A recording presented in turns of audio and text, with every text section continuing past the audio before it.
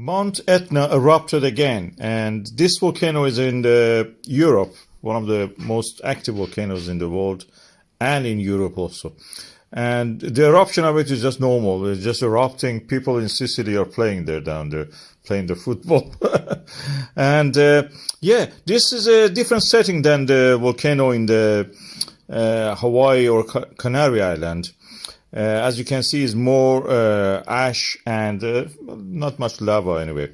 And the setting is that the African plate is pushing under the Eurasian plate, and this has created the island of Sicily.